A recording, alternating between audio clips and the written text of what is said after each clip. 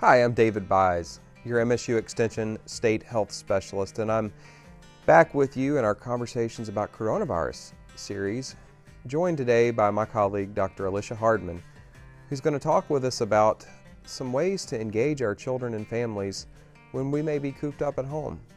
Thanks for joining us, Dr. Hardman. Of course. It's good to be here, and so let's talk a little bit about what happens when we get sent home from work or our kids are at home sick. Of course, this is in the context of coronavirus, but this is information that would be helpful anytime they're at home. What are some things we can do to engage our children?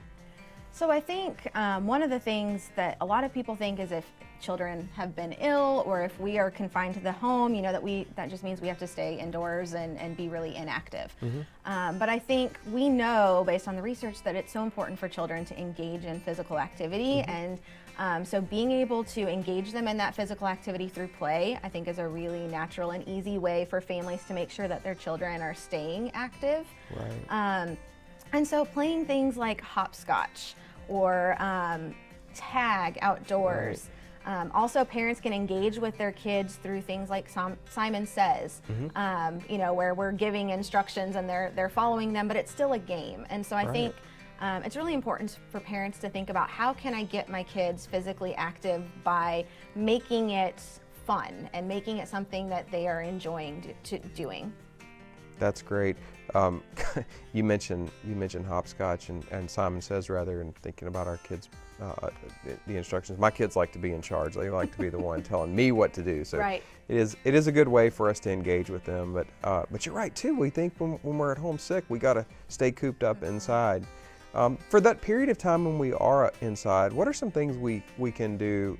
Maybe that's more imaginative. We were talking a little bit about that before we went on set. What are some other things? So again, we know that kids have such great imaginations and are so creative, but it's how do we bring that out in them and give them opportunities mm-hmm. to be imaginative and creative. And so I think, when we were growing up, I remember building forts inside the house, and it might be that the fort is a spaceship or something, right. And so part of it is building the fort, but then what do you do once you're in the fort? Mm-hmm. And so that imaginative play. I think arts and crafts are a good opportunity for children to be creative, and whether it's drawing or coloring or painting or, creating something. Mm-hmm. And then always blocks and things that children can build with. Or Play-Doh that they can create different things are good opportunities for children to really be able to be creative. Great. So what about interactive, things that are a little bit more intentionally interactive between the parents? You mentioned that with Simon Says and some of the outside stuff. What about inside?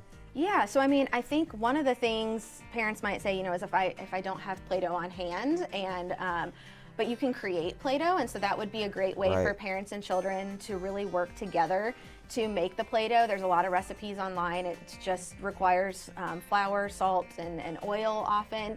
And then if you have food coloring on hand, the kids can pick what colors Play-Doh they want to make. And then once they have created that Play-Doh, mm-hmm. They have that to play with. As always, reading with mm-hmm. children.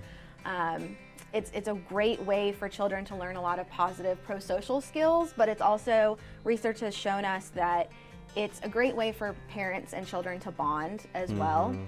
And so I think looking for those opportunities to really just play with your child. And it can be through a variety of different means. Right. Rather than sending them off to do crafts, it might be doing crafts with them. Right. So you've talked about physical activity, imaginative play, and some of that interactive engagement stuff. So noticeably, no mention of electronics.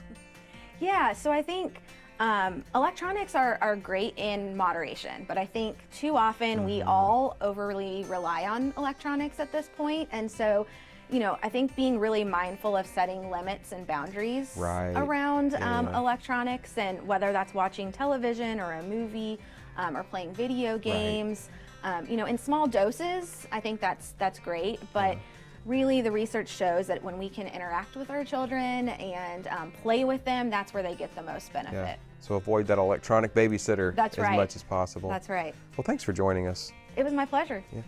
And thank you all for listening in on this episode of Conversations About the Coronavirus. And thanks to Dr. Alisha Hardman for being with us. Tune in next time for more updates and insights.